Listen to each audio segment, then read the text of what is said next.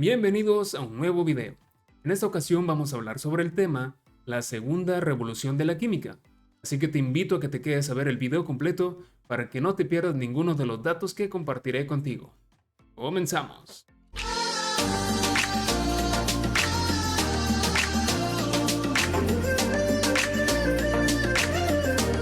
En el video de esta ocasión vamos a hablar sobre el tema la segunda revolución de la química.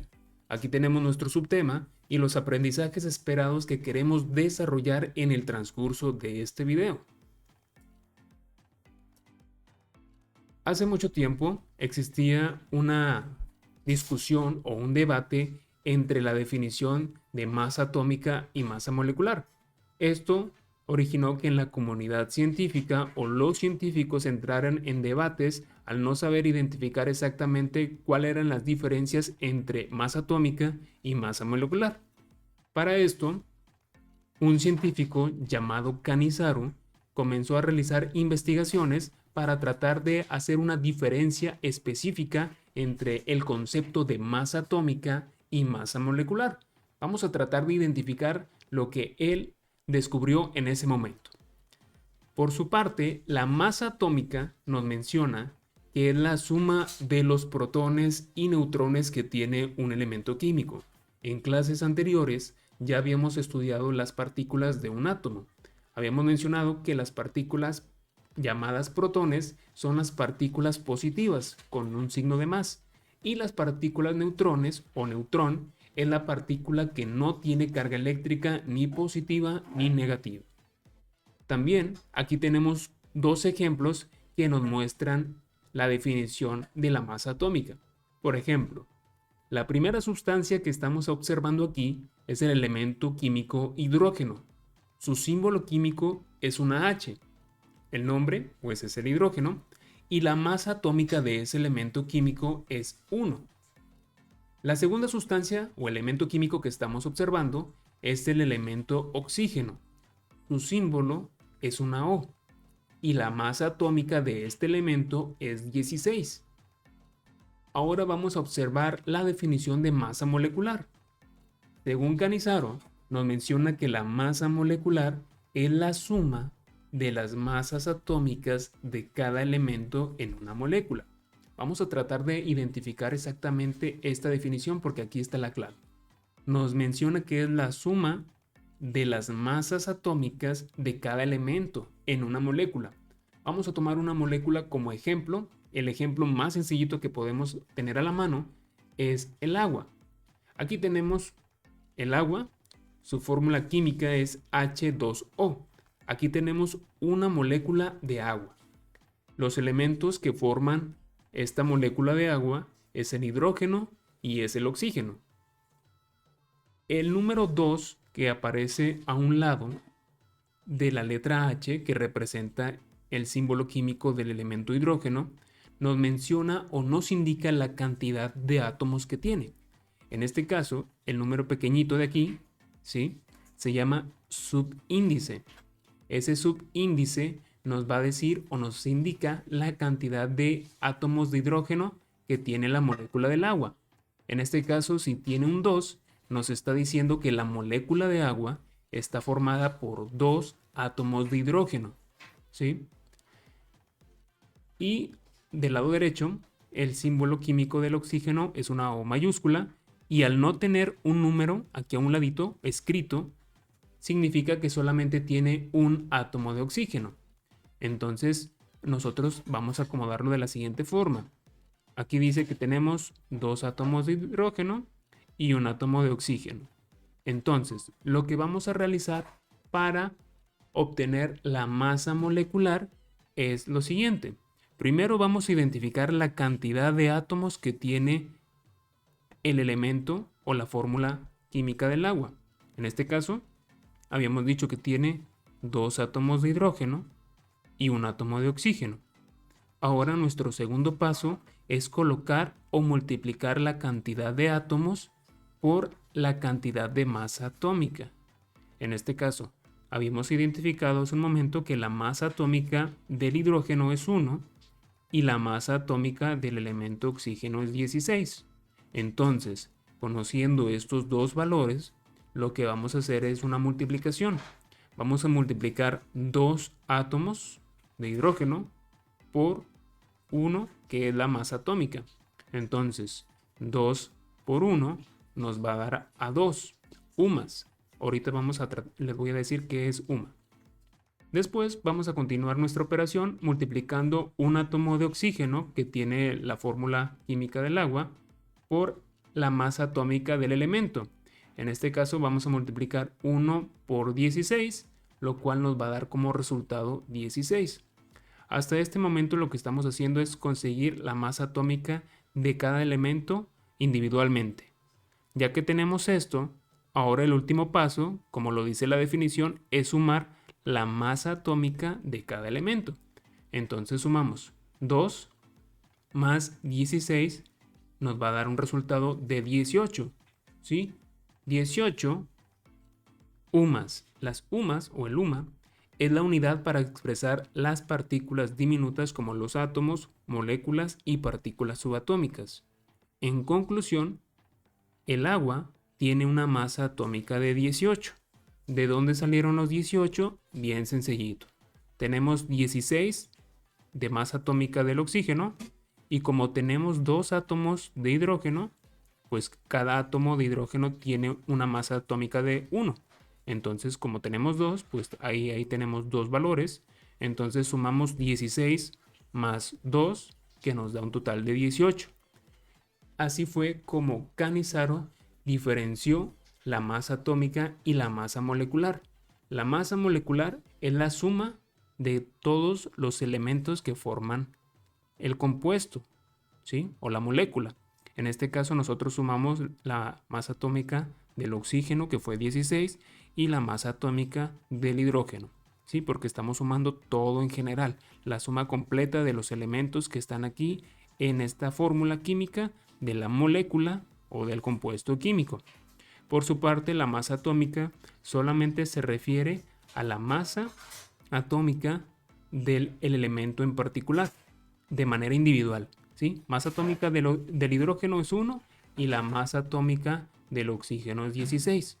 Estos valores cambian dependiendo del elemento químico que tú estés trabajando o del que estés analizando. Vamos a tratar de investigar un poquito más o de mencionar los acontecimientos históricos que trató de desarrollar Cannizzaro en ese momento. Nos menciona que Cannizzaro resumió y ordenó el conocimiento de la química de su época y puso fin a la discusión sobre las masas atómicas y moleculares de sustancias conocidas. Esa fue una de sus aportaciones, identificar exactamente qué era masa atómica y qué era masa molecular, porque esa era la duda que tenían los científicos en ese momento y que no los dejaba avanzar con sus investigaciones. Posteriormente, dice que al realizar todas sus investigaciones y de comprobarlas, expuso sus resultados en el Congreso de Química en Alemania, que resultó de gran trascendencia para que esta rama del conocimiento se consolidara como una ciencia moderna. En pocas palabras, ¿qué hizo Cannizzaro? Cannizzaro se puso a investigar, se puso a realizar experimentos, a realizar comprobaciones, analizó sus datos, llegó a una conclusión. Esos datos que él obtuvo los escribió tal vez en alguna revista, tal vez en algún libro, y posteriormente su investigación la compartió con otros científicos para que esos científicos pudieran también observarla, conocerla y también poder utilizarla en sus propios trabajos. Eso fue muy trascendente para que se consolidara como una ciencia moderna. Posteriormente, el científico Mendeleev dice que fue al Congreso en donde Cannizzaro compartió sus resultados. Aquí tenemos que en ese momento se conocían 63 elementos químicos y era necesario clasificarlos, ¿sí? En ese momento solamente había 63 elementos químicos conocidos, ¿sí? Que ya tenían idea de cuáles eran sus propiedades, pero todavía faltaban muchos elementos químicos por descubrir en ese periodo de tiempo. Entonces, Mendeleev, al conocer los resultados de las investigaciones de Cannizzaro, este científico regresó a su país con más dudas. Es como, por ejemplo, llegó, yo me lo imagino así, llegó, se sentó, vio a Cannizzaro exponer su presentación de cómo le había ido, entonces él comenzó a observarlo, comenzó a analizar su información, pero él se quedó con más dudas. Entonces, al llegar a su país, comenzó de nuevo este científico Mendeleev a realizar nuevos experimentos con esta nueva información que le habían dado en ese congreso o en esa exposición. Entonces, dice que comenzó a realizar experimentos con diferentes elementos químicos y organizó sus datos, Mendeleev, en una tabla. Vamos a observar más o menos cuál fue la tabla que utilizó Mendeleev para organizar toda esa información que obtuvo en esos experimentos. Aquí tenemos la tabla del científico Mendeleev. ¿Sí? Como podemos observar, ahí aparecen letras que vienen siendo los símbolos de los elementos químicos que se conocían en ese momento. Los organizó por grupos en la parte de arriba y en el grupo con numeración romana 1, 2, 3, 4, 5, 6, 7, 8 y las letras, como lo vuelvo a mencionar, es una abreviación del elemento químico. Aquí nos dice que al ordenar los elementos de esta forma, Mendeleev notó que las masas atómicas aumentaban de izquierda a derecha y de arriba a abajo. Ese es un dato importante que él descubrió. Otro de los puntos que descubrió Mendeleev al tratar de organizar la información de los elementos químicos en una tabla fue la siguiente. En la tabla de Mendeleev hay espacios vacíos en donde parece que faltan elementos. Si tú observas la imagen, aquí hay espacios en blanco, como en este caso, o en este caso que solamente aparece una diagonal. ¿Por qué crees que habrá dejado esos espacios en blanco? Bueno, Mendeleev lo hizo a propósito para tratar de organizar y pronosticar la existencia de nuevos elementos químicos aún desconocidos en ese momento. ¿Sí? Posteriormente, con más investigaciones, nosotros actualmente podemos tener una tabla periódica como esta. Si tú buscas en Google, tabla periódica de los elementos químicos, te van a aparecer imágenes relacionadas como esta, en donde nosotros podemos observar los elementos químicos que se conocen actualmente.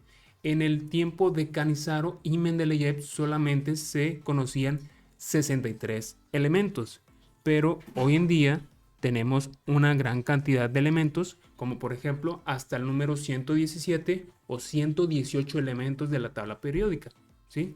Entonces, 63 elementos contra 118 o 117 que tenemos actualmente, pues hay una gran diferencia de nuevas sustancias y de nuevos elementos químicos que se fueron descubriendo y desarrollando también durante el transcurso del tiempo.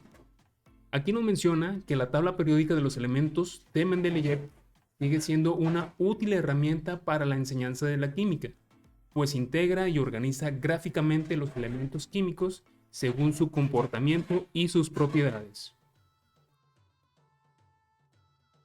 Y en conclusión, podemos destacar dos ideas muy importantes acerca del tema de la segunda revolución de la química. En este caso, la primera idea principal podemos destacar que el Congreso de Karlsruhe no solo fue importante por la difusión de las ideas de Canizaro, sino también porque puso de manifiesto la trascendencia de realizar reuniones como congresos y seminarios en las que las personas dedicadas a la ciencia debatían sus teorías y opiniones acerca de los temas de su disciplina. En pocas palabras, estos congresos le ayudaban a los científicos para poder debatir sus opiniones sobre los trabajos científicos que habían estado realizando y también para poder adquirir nuevos conocimientos, nueva información acerca de experimentos, de herramientas tecnológicas, de puntos de vista distintos, y era en estas reuniones donde el conocimiento que ya se tenía acerca de la ciencia podía modificarse y evolucionar para adaptarse a nuevas perspectivas y avances tecnológicos. Otra de las ideas importantes fue que las aportaciones de Canizaro y Mendeleev generaron en el siglo XIX lo que históricamente se conoce como la segunda revolución de la química, posible gracias a la comunicación de ideas e investigaciones entre la comunidad científica de la época. Esto es muy importante porque aquí nos demuestran cómo la comunicación entre las personas de tu mismo ámbito, de tu mismo sector o de tu misma área de trabajo te puede ayudar para que sigas aprendiendo más cosas y seguir desarrollando nuevas tecnologías, nuevos medicamentos, nuevos avances en todas las áreas en las que tú te especialices. Por eso es importante trabajar en equipo, compartir tus ideas, compartir tus conocimientos, compartir los trucos que tú ya sabes acerca del trabajo que realices, para que de esa manera puedas aprender, enseñar a otros y también te enseñar a ti cosas nuevas que probablemente no sabías o habías pasado por alto. Entonces, aquí definimos lo que viene siendo el tema de la segunda revolución de la química y con esto terminamos el video. Este muchacho me llena de orgullo. Y hasta aquí llegó el video de esta ocasión. Espero que este video te haya podido servir para realizar tu actividad. No olvides darle like, dejarme tus comentarios y compartir el video con todos tus amigos. Además de suscribirte al canal para que no te pierdas ninguno de los próximos videos que compartiré con todos ustedes. Te deseo un excelente día y les mando saludos a todos mis estudiantes y a todos los suscriptores del canal. Y nos vemos en un próximo video. Bye.